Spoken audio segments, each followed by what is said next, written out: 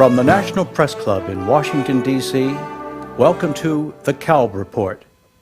September 11th, From News to History, a conversation with documentary filmmaker Ken Burns. Now our moderator, Marvin Kalb. Hello, and welcome to the National Press Club and to another edition of The Kalb Report, a public policy program co-sponsored by the George Washington University, the National Press Club, and the Shorenstein Center on the Press, Politics, and Public Policy at Harvard's Kennedy School of Government. I'm Marvin Kalb, a senior fellow at the Shorenstein Center.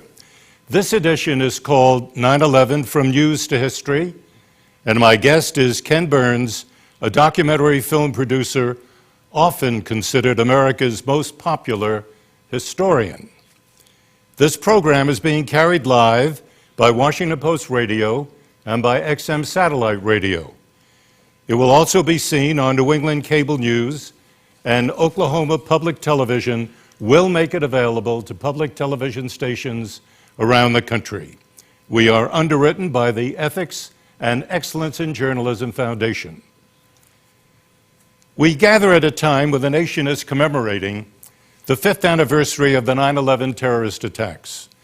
Like December 7, 1941, when Japan attacked Pearl Harbor, it is one of those dates that will live in the nation's history. Years from now, people will ask, where were you on 9/11? And you will know. I think it is appropriate that we now take a few seconds, a few silent seconds, to honor the almost 3,000 people from 100 different countries who died in the Twin Towers on that clear blue September morning 5 years ago.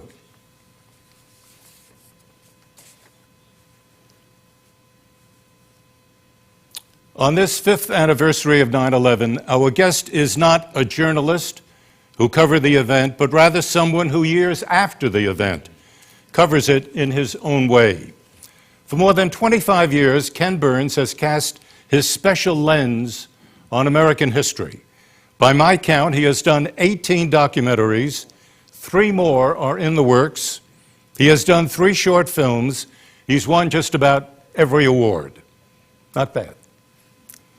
3 of his documentaries, The Civil War in 1990, Baseball in 1994, and Jazz in 2001, will be watched by students 100 years from now. I have no doubt. They represent a towering contribution to our understanding and appreciation of American history.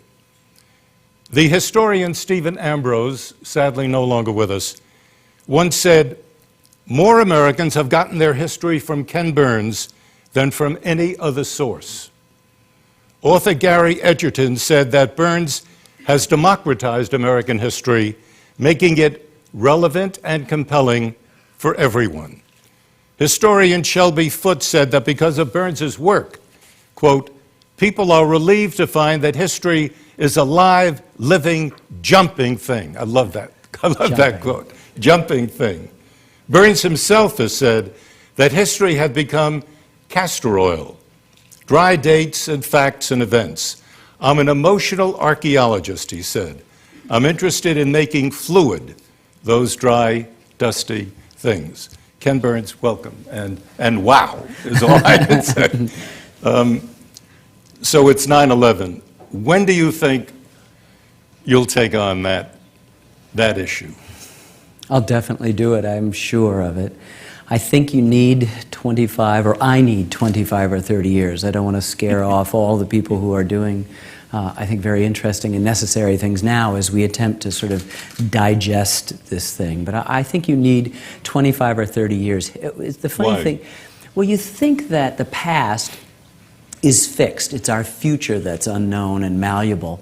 When in fact, I think the past is malleable. If you and I decided to conspire on a film about Vietnam 10 years after the fall of Saigon, say, in 1985, the film we would make would be extremely different from one 10 years after that. In 1985, America's in a recession, Japan is ascendant. This would be a ball and a chain that we'd be dragging around forever.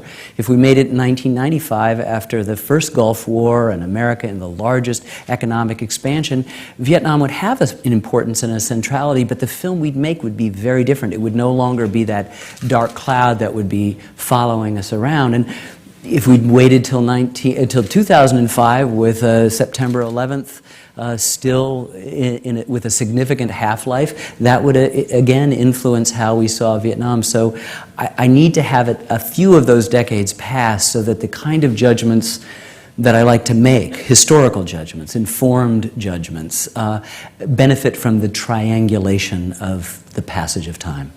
What do you mean by triangulation? Well, triangulation... It's a good political term down here. Well, so I understand. I'm thinking more of it in the geometric sense of knowing the distance between a spot and being able to more precisely fix something. I think that when you permit the passage of time, you allow for a multiplicity of perspectives to come in, and then you gain a little bit sharper focus on that event. 100 years from now, we may be referring to this as the second of the petroleum wars that we're in. Mm-hmm. And, God forbid, there are more 9/11s. When you think about 9/11, do you put it in the same category of impact as, say, the Civil War, which you did spend a lot of time doing? In a way. I think, again, you want to not make that kind of snap judgment that the Civil War, being so far in our past, permits us to be. That is the single most important event in American history. I'd put it in the same context as December 7th, 1941, in that it represents a kind of sea change. I can go back to the Civil War and arm my arguments with Abraham Lincoln, which is always a very safe thing to do in American history, which is a very young man, just before his 29th birthday in 1838, gave this amazing speech to a group of the Young Men's Lyceum in Springfield, Illinois, and he said, "Whence shall we expect the approach of danger? Shall some transatlantic giant step the earth and crush us at a blow? Never. All the armies of Europe, Asia, and Africa could not by force take a drink from the Ohio River or make a track in the Blue Ridge in the trial of 1,000 years. If destruction be our lot, we must ourselves be its author and finisher. As a nation of free men, we will live through all time or die by suicide." And what he was, in this amazing statement, acknowledging was the geographical force field two mighty oceans had provided for us. Nothing happened on this continent since the British burned the White House during the War of 1812. Nothing happened except of our own authorship. And so 9/11 presents itself as the first time we were vulnerable. I mean, Pearl Harbor is in literally the most remote place on Earth. Pearl Harbor is farther away from any other place than any other place on Earth. And so... we got to tell the people who live there. But so what happens is when it happens in our biggest, most important city, in a continent that has not had that sort of thing happen in the way Africa and Asia and Europe particularly has had, warring armies every century coming through at some point, you stand up and notice and you begin to vibrate in incredibly disparate ways. As we've watched the last, who would have thought this day 5 years ago, or in the weeks afterwards where there was so much connection, that we would be where we are now 5 years later, so divided, so our international reputation in such disrepute, all the things seeming to conspire into a horrific, perfect storm. And that's why you need the passage of time to figure out exactly what this thing is about. So that 5 years may not be enough time. And I know that there are a lot of people, by the way, who feel that there has been so much news about 9/11 today and yesterday and over the weekend and probably for the rest of this week that they don't want to turn on the set, for example. And yet there have been so many docudramas, documentaries, a number of Hollywood films, some of them even successful. When you think about 9/11, what emotions run through your mind? Is it a kind of, when you think about the enemy, do you think about hatred, trying to understand who these people are?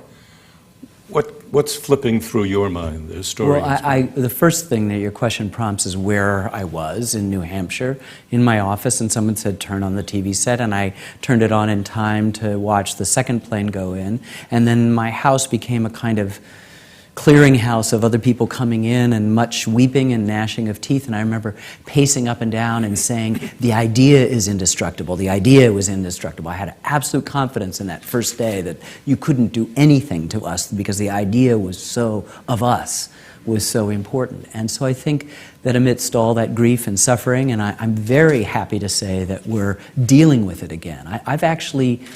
I missed seeing those images. I missed the visceralness of it.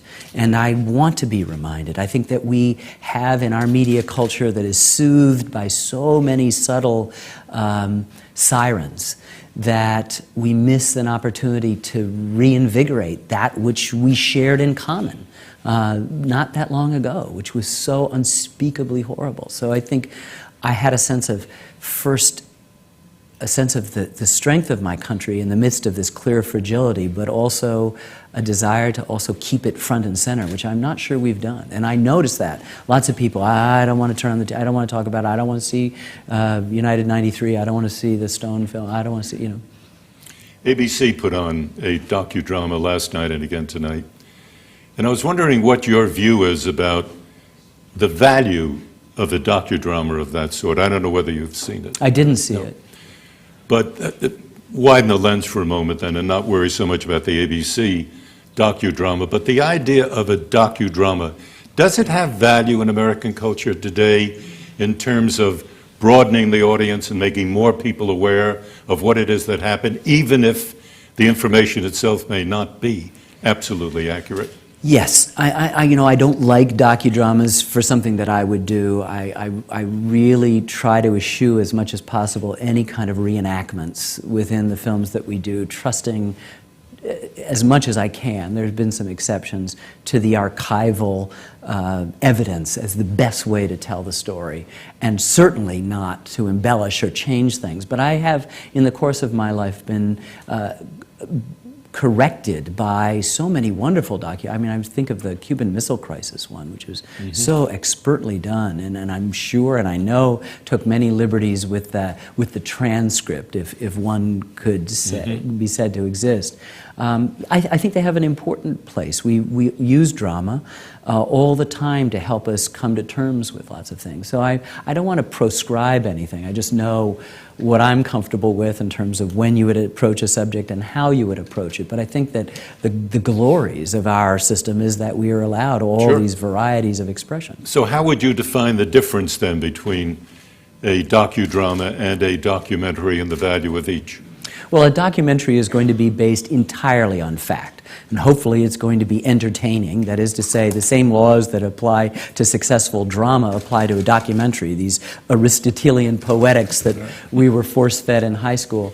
I still apply to documentary, but a docudrama and, of course, a true feature film are going to be wedded to telling stories that go beyond the facts. And of course, all of our arguments occur today in reference to these forms with these fine lines where they step over or they take liberties. I was involved very briefly with a feature film project that was going to be made in Hollywood about Jackie Robinson, the baseball star.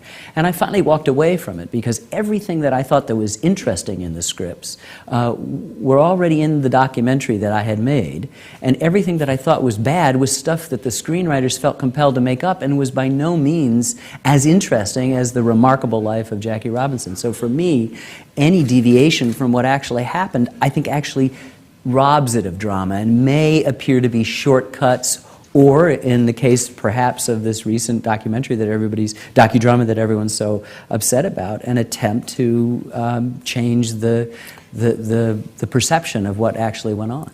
Ken, it was not too long ago, say about 20 to 25 years, when networks did documentaries.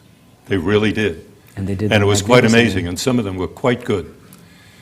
But a docudrama today, if you think about the people who run the networks today, what's running through their minds? What's running through their mind is the pursuit of profit, for one thing.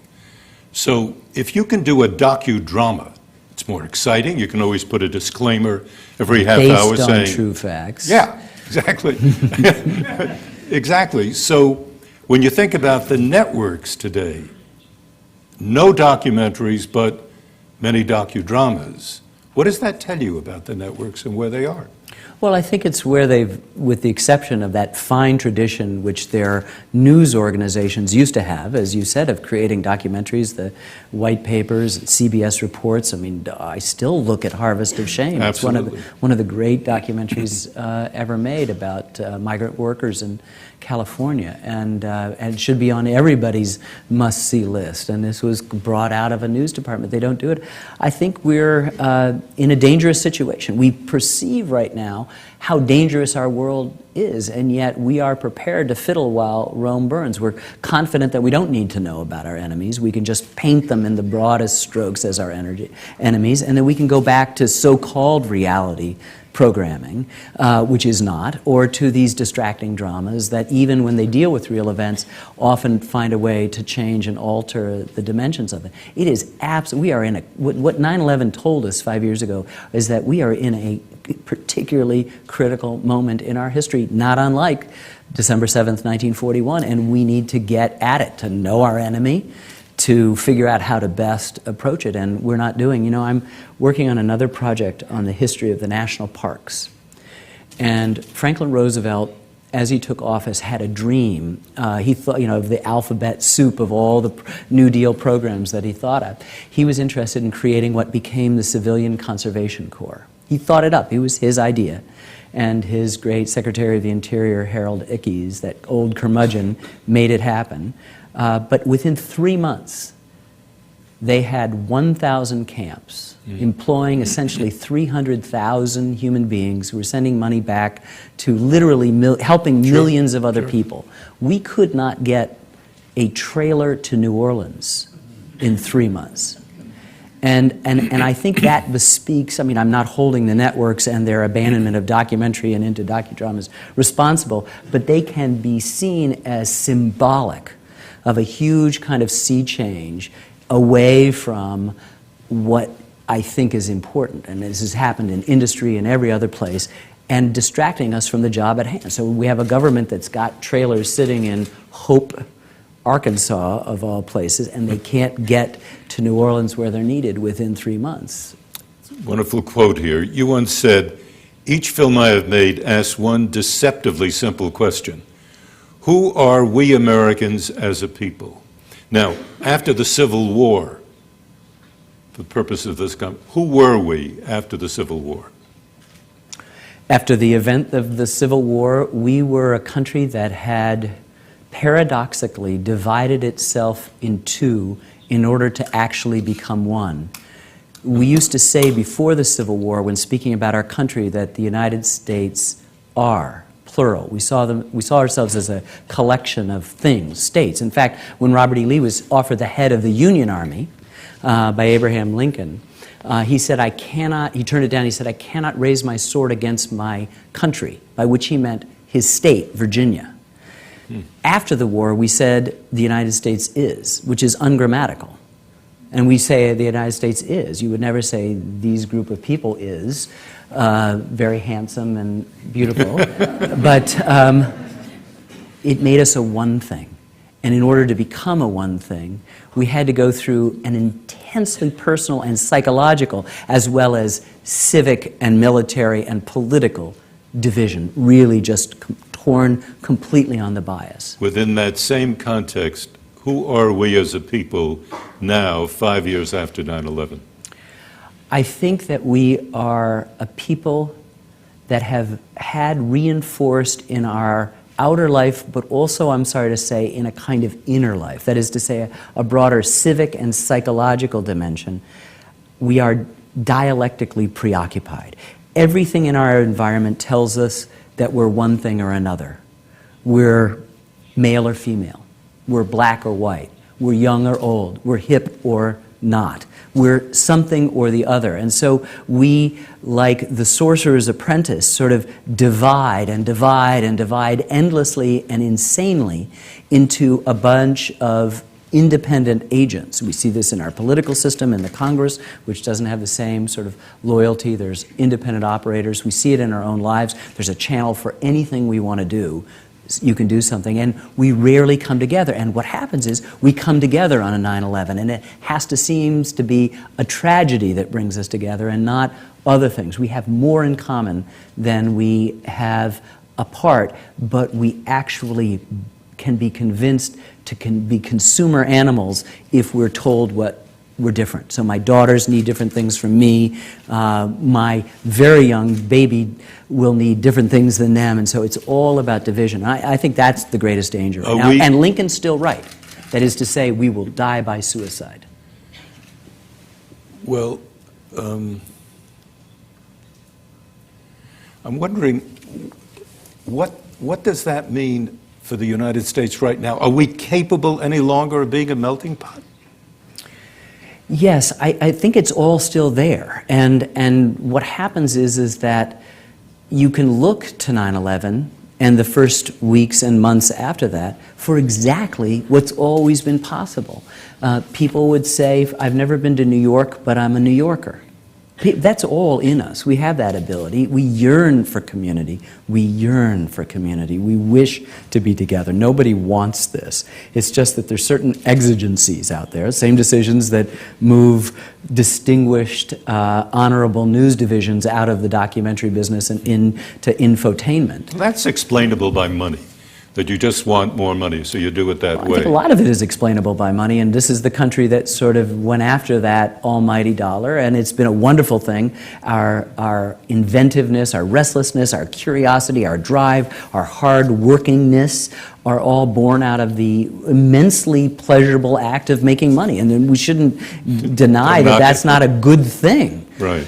It does have its consequences, and we are also brought up short and suffer tremendously from it, exhibit a myopia that the rest of the world just is stunned by as a result of that. And so we just have to find a kind of footing again, and it requires, changes at almost every level. I love the story about your first documentary, your first major documentary, The Brooklyn Bridge. The way I get the story, you were ill, the late 1970s, you were ill, probably with pneumonia, and you were in bed and you read David McCullough's book, The Great Bridge, and you really liked it.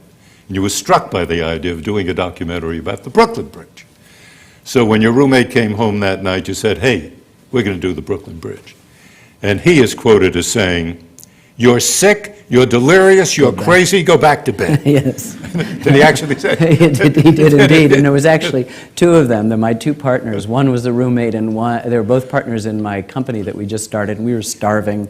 We were doing day jobs for the BBC and making, $150 each a month, enough to pay the rent. And the dream was that we would make a documentary film. Okay, well, how did it happen then? There you were, three starving producers. How does it happen that you got the money? Not that you did it. I can see that you could do it.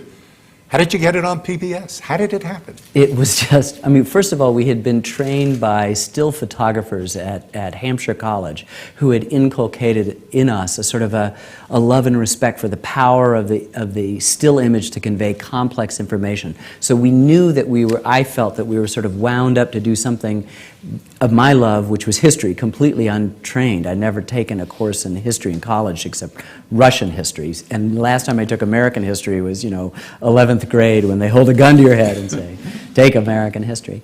But I love this story. I love the fact that there were a lot of voices in this story, that McCullough, who is just one of our just greatest storytellers, knew how to include this style of the articulation of that present. So it wasn't just the omnipotent narrator saying what happened. And that coincided with some ideas that I had about the film narrator and first-person voices, which I began to do. But the money, I sat for about 15 years with two big 3-ring spiral notebooks on my desk that had all the turndowns, the hundreds of turndowns. This was back in 1977. I looked 12. And, well, now you're 21. They said, this kid is trying to sell me the Brooklyn Bridge. Ha, ha, ha. But gradually, we got some grants from places that expected us to give it to public television. And at the beginning, I had the filmmaker's conceit, if I could just get a film done, show it in a dark room at film festivals, that would be it. But what I thought was the Faustian bargain with public television turned out to be paradise. It was trading in a few hundred or a few thousand, maybe even tens of thousands of audience to tens of millions. And it provided me with the rigorous application process that necessitated that we really knew what we were talking about, weren't just going off on a good idea.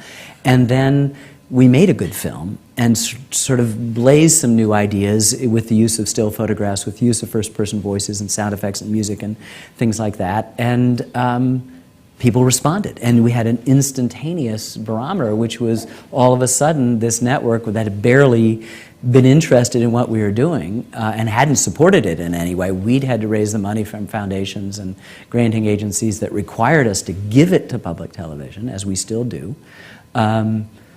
It had people took notice, and I think there's a hunger for a sense of where we've been that's innate in all of us. I had the pleasure, along with so many millions of others, in seeing your three big works. I mean, the Civil War, baseball, jazz.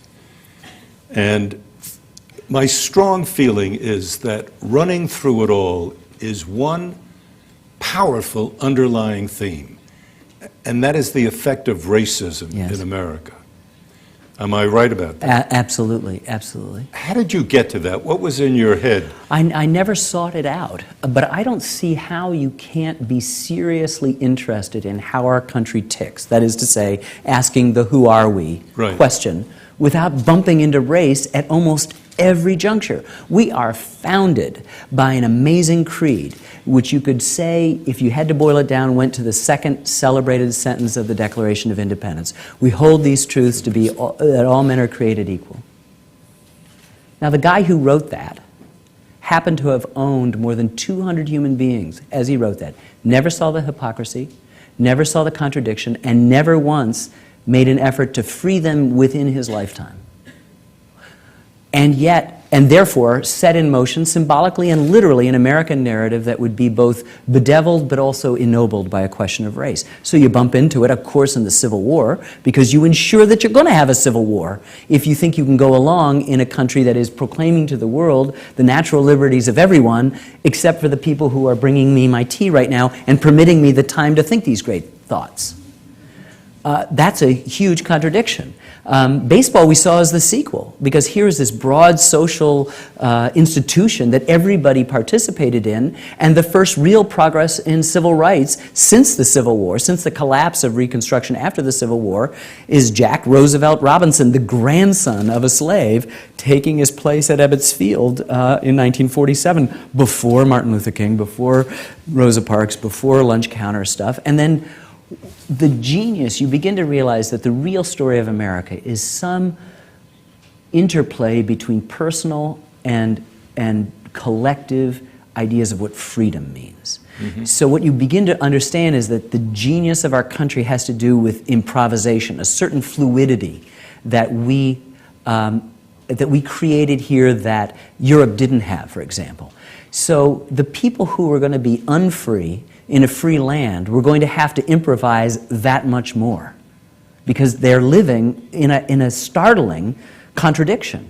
So that where does the only art form Americans have created come from? From a community that has to improvise that much more and is going to actually celebrate the implicit forbearance, militancy, affirmation in this new music called jazz, which is not playing the notes on the page the way the European tradition insists, but playing the way I feel along with what you feel, and I have to listen to what you feel, and you have to listen to what I feel, and we can do what no one else can do, which is create art on the spot. This is our great artistic gift to the rest of the world, and it isn't easy, and it ain't natural either. This isn't just some thing. You know, Charlie Parker was sort of adopted by the Beat generation as some sort of hey man groovy, when in fact he was a technician of the highest order. And I think we do a disservice not just to African American jazz musicians, but the whole African American narrative if we just relegate it in our studies to February. I want to continue very much with this theme, but I'd just like to remind our listening and viewing audience that this is the Kalb Report. I'm Marvin Kalb, and our guest is Ken Burns, the famous documentary filmmaker and historian. When you deal with this theme of racism, and you return to it time and time again,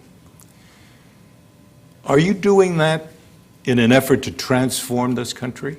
Do you want to use the power of television to turn us around from some other way of looking at ourselves to a new way? Or are you just a storyteller with a good story to tell? You know, I subscribe to the latter. I'm just interested in telling stories. I'm a filmmaker. I know, but this is so powerful. But it's there. And if you're interested in getting to the dynamics of a situation, in this case, us.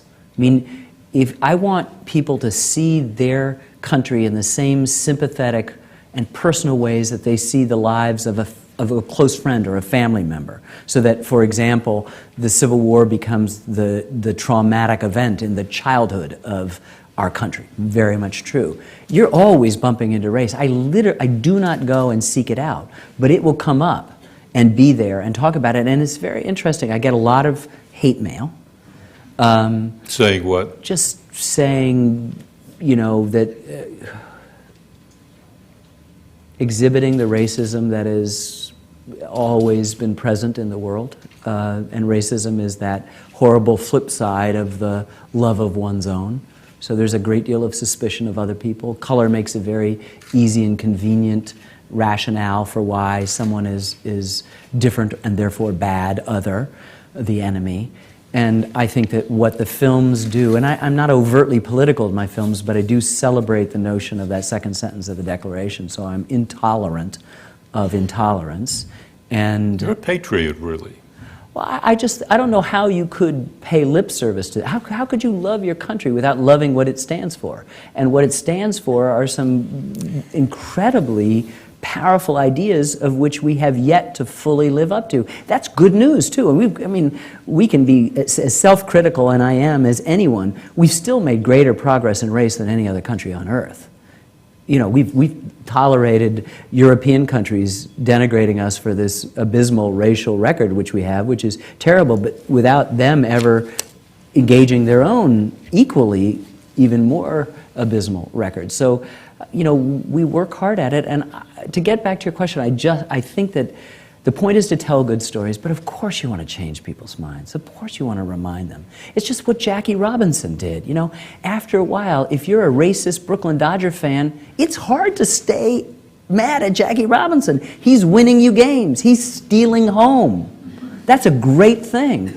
And it's also hard to take someone like Louis Armstrong or Duke Ellington, some of the two greatest people in music in the 20th century, period, not just about jazz, and not realize that you're dealing with human art at the level of a Mozart. And so we found people who would say, there was a guy who went on to be a federal judge who had helped to dismantle some of the segregation, who as a young boy watched Louis Armstrong, who was brought up short. He had been taught that these people had better be servants or whatever, and he is looking at someone who is rearranging his molecules. And I like, if retelling those stories does change something, then yes, it's about it. But at the heart is telling a good story or a good story, you know. I mean, that's what it's about for us. And Ken, most of your work has appeared on PBS, and your relationship with PBS has been extraordinarily close, and friendly, and all of that. You have helped PBS, it certainly has helped you. And when the Civil War series ran, I think it was the most watched, the most popular television series ever in the history of American television. That's quite an extraordinary... Public television. Public television. Yeah. That's quite extraordinary. Still is extraordinary. I'm not surprised, therefore, that the new president of PBS, Paula Kerger, has already made it clear that she's going to defend your right in your new series called The War, about World War II, which is going to start next year at this time, that you are entitled to do this exactly as you want. And the issue that's come up, to shorten it all, is that a number of the veterans, the soldiers who fought in World War II, used language that the Federal Communications Commission will regard as profane and not allow in the time period from 6 o'clock in the morning till 10 o'clock at night. Okay. So you want this documentary to run between 8 and 10. The big issue right now is whether you're heading for a showdown with the FCC, and PBS is on your side. What do you think is going to happen? I think it's going to have a happy resolution which doesn't sort of make for good news. I think that it's a tempest in a teapot right now. Really? Yeah, my jazz series, which you cited, that came out a few years ago, has many more obscenities than this war film. But wasn't that before this ruling was passed? Well, the guidelines have been sort of there. A lot of it has to do with the FCC not policing as much as having, as part of its mandate, the requirement to respond to complaints that they get. So we may be in a more politicized climate where people are more willing to go after whatever it is. We certainly are in a more politicized climate. It seems to me that the relatively few obscenities in this are actually more often spoken by the narrator, me, us, explaining some of the language that was used at the period. You can use that language here. What are you talking about? Our narrator explains what the acronym SNAFU and FUBAR means. And we actually say employing language they would not use at home with their wives or their mothers. And in a couple of instances, in the heat of recollection, these old men, young men, recall battle and employ even more modest obscenities that, you can count on the fingers of one hand over the course of nearly 15 hours of film. The FCC has made exceptions for the case of broadcasting Saving Private Ryan, which had dozens of that most offensive obscenity throughout and could be considered gratuitous because it was in fact a fiction film, but it was central to the communication of what was going on. That was not bleeped. And there was not bleeped on a broadcast network version. I think that when we think back and we justifiably look to this period, particularly now, as we talk about 9/11, for guidance. This is the last time our country was really won. This is the last time we can actually say this generation, greatest or not, went out and when these kids were 17, 18, and 19 years old, helped to save the world. In order to save the world, they sometimes reduce the number of adjectives they use to about 1 or 2. I forgive them for that. I believe most Americans forgive them for that, and I think essential to understanding the stakes and how crucial it was there. I mean, remember, that war has receded. 40% of graduating high school seniors think we fought with the Germans against the Russians. Graduating. They got the diploma in hand. It's safely black and white for the most part. We're not sure of how many people died, that it was really the cataclysm that it was. It may be necessary to tell this, it is necessary to tell this story with some of the rough bark on it. All right, so you're going to run the documentary with the language that some may regard as offensive. You're going to continue to do that. Yeah, we hope to be able to run it as is. Tell me, would you do a documentary on President Bush? Oh, absolutely. Absolutely. No question about it. What would it be like? I don't know. I mean, I think we'd have to get some time out. I think that the one thing, as I watch the general accruing perception, is that I think people have completely, on both sides of the equation, misjudged him. What do you mean by that? In terms of intelligence or curiosity or complexity. I think his enemies have tended to see him as a kind of two-dimensional figure, so easy to attack. I think those who have been his strongest supporters have also missed complicated things. If I look back on the 20th century, there's some really fascinating politicians. FDR, Richard Nixon, LBJ, Bill Clinton, I think, are the ones that are just radiating with power and opportunity to do something about. And, I'm not sure that I'd put George W. Bush in exactly that same rarefied stuff, but the times demand that we come to terms with his presidency, absolutely. How would you describe yourself politically? Are you a liberal or conservative? I tend to be very liberal. I grew up in a very liberal household. I've made it almost my obsession to keep my politics out of my work. I've been more interested in speaking to everybody than I have been in trying to make films that preach to the choir. And I think that right now, particularly in documentary, we know on both sides of the spectrum that that's what it is. And I don't think you get to that place where we pay lip service that we say we want to be, where we're not red state or blue state, but purple. But you got to do something about it. And one of the things, I suppose if you step back and looked at the Civil War, you would say there were two evils in it. The film clearly didn't like slavery, which I'm unapologetic about. I have professors who call me from Columbia in despair that the new theory in history is that you're morally neutral. So students will sometimes argue saying, is slavery actually bad? Well, I actually believe slavery was bad. I was very happy that the Union won, that the Union survived, and we made a fool of George McClellan, who had the habit of saving soldiers' lives by not committing them to battle. I mean, every mother's friend would be General George McClellan, but he made for good foil because he so frustrated Abraham Lincoln. I think that's where we showed our stripes in that film. Where is the modern equivalent of racism? Or is there one in this country? Absolutely. Or is it racism still?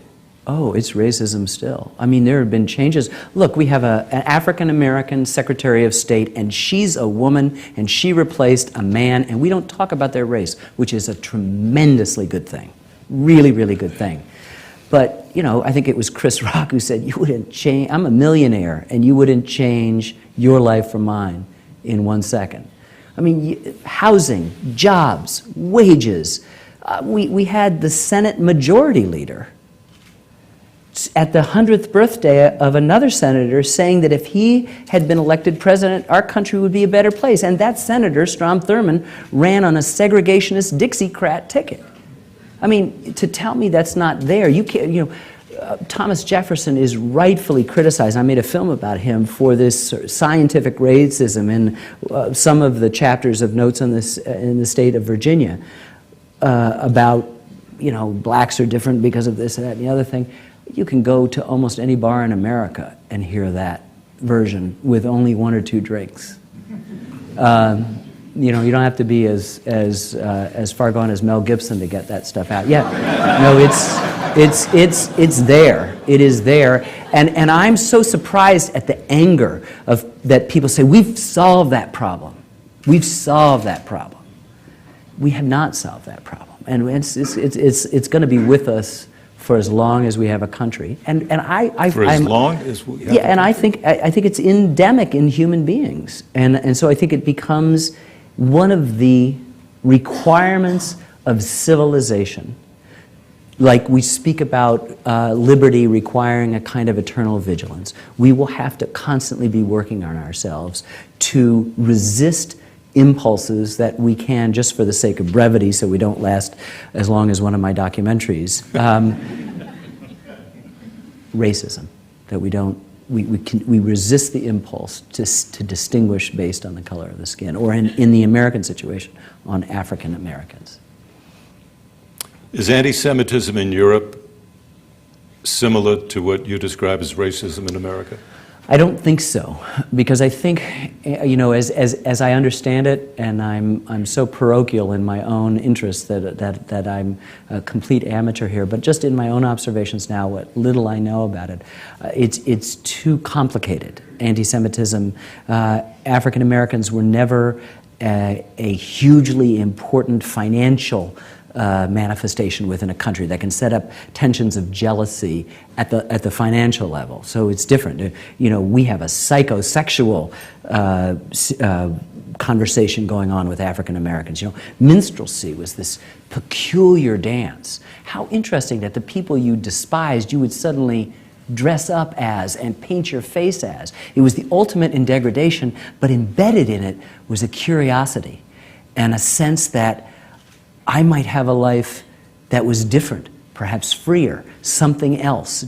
And there's Wynton Marsalis said in our film, there was a complicated dance that minstrelsy meant, that on its surface was obviously pejorative, but underneath had very complicated dimensions that are psychosexual, as so many things are in the world. Do you watch the evening news? I try to. I got a baby, so it's not always possible, you know. What's your feeling about the evening news these days?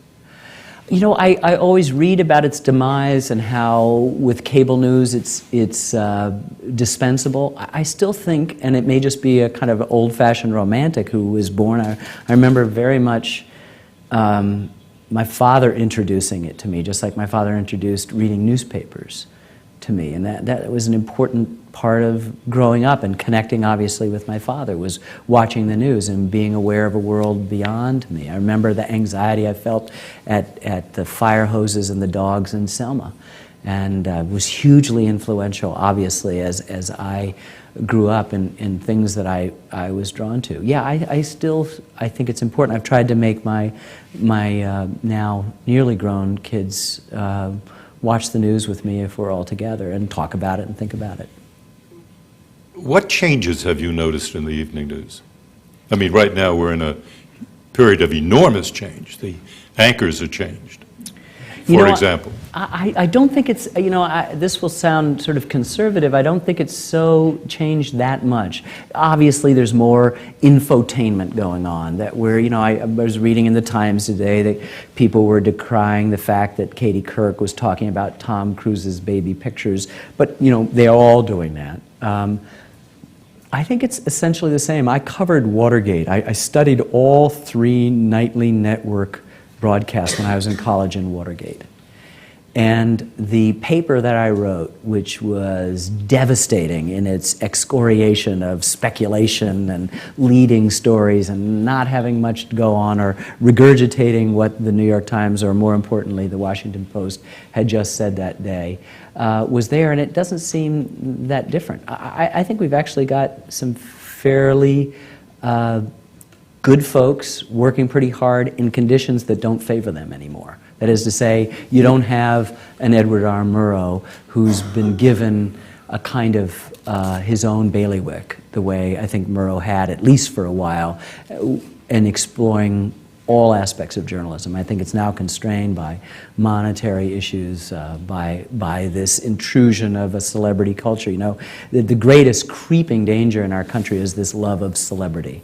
The idea that somebody, because their name is bold, could be better than somebody else. We're just replacing the monarchy that we struggled so hard to But supposing shed. the name is Couric, what would be your view, and what is your view, on the way in which Katie Couric is doing? You have a very experienced eye when it comes to watching television, and the question I have, and the question raised by a lot of people about her, is whether you can take the qualities that are so successful in the morning and transfer them to the evening newscast. What do you think? I am the father of 3 daughters, and I, in some ways, resent even the fact that we're having this question. Because Charles Gibson and Tom Brokaw come from that same tradition. So why do you think the question is being raised then? Because she's a woman, and it's absolutely unfair and a different standard. I mean, I made a film on Elizabeth Cady Stanton and Susan B. Anthony, Right. who are the 2 most important women in American history, and it was tough even for my sympathetic network to find a good spot to put it, because there's a resistance to this story, and there's a resistance to that equality. You mean the story of women? Yeah, I think to women achieving, and I think that Katie, we have to first be distracted by what she wears. That's going to be sort of come with the territory.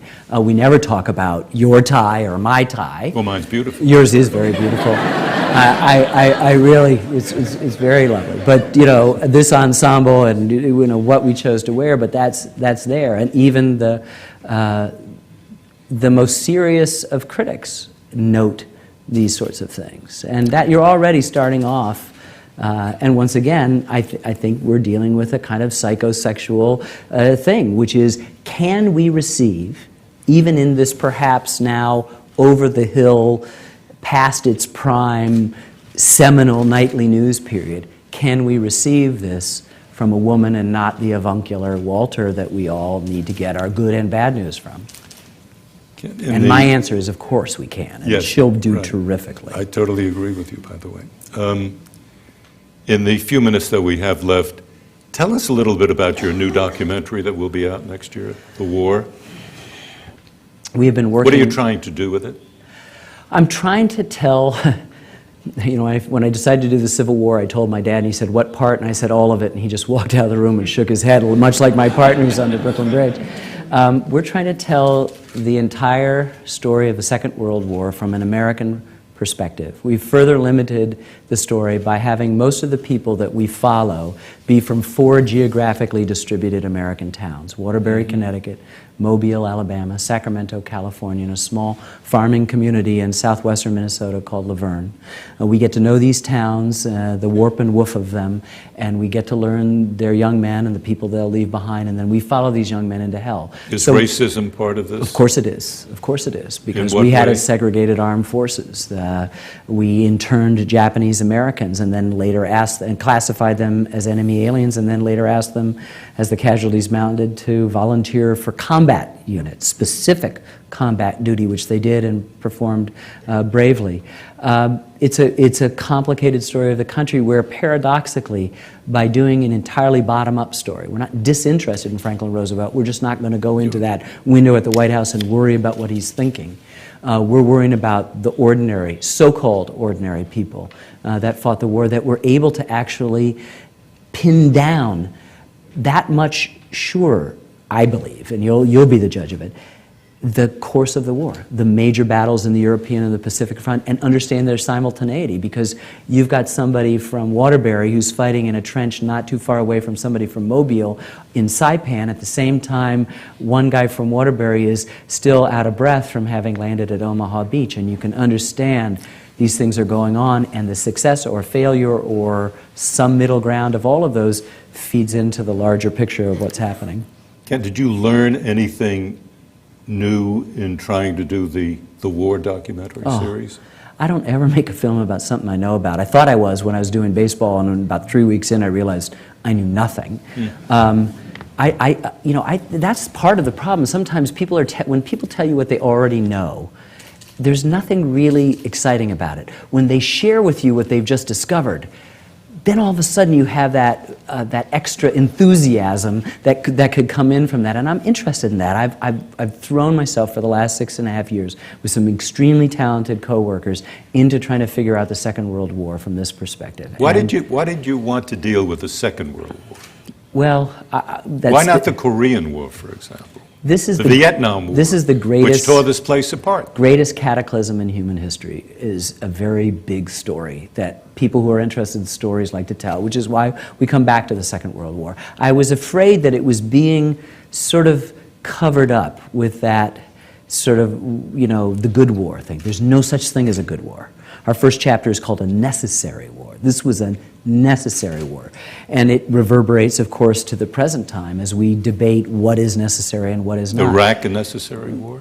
Personally, I don't believe so, but there's nothing in my World War II documentary that is speaking overtly to Iraq. I just think that when you engage the question overtly about it, no, there's no unintended. I think when you get engaged in story, history, the past is gone, but history is the set of questions we in the present ask of the past. So it can't help but insinuate all the deepest questions we might have, overtly and covertly, as you ask them. So I plead guilty to being a person of my time. But our attempt was to try to come to terms with this war, and we're losing these men at 1,000 a day.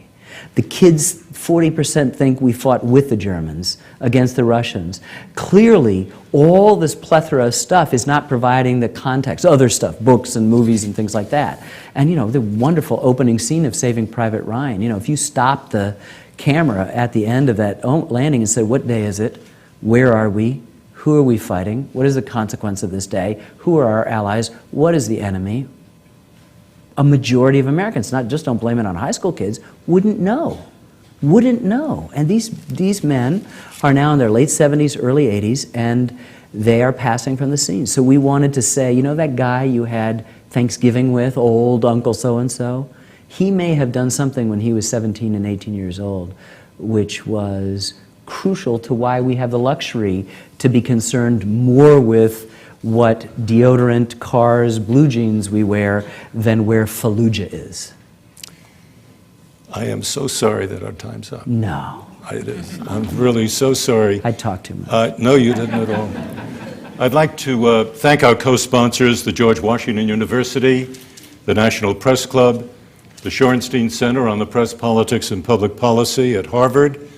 The Kalb Report is underwritten by the Ethics and Excellence in Journalism Foundation. Let me thank Washington Post Radio, XM Satellite Radio, New England Cable News, and Oklahoma Public Television for distributing this program to PBS stations around the country. But most important, let me thank our wonderful audience and our fabulous guest, Ken Burns. I'm Marvin Kalb. Good night and good luck. Thank you.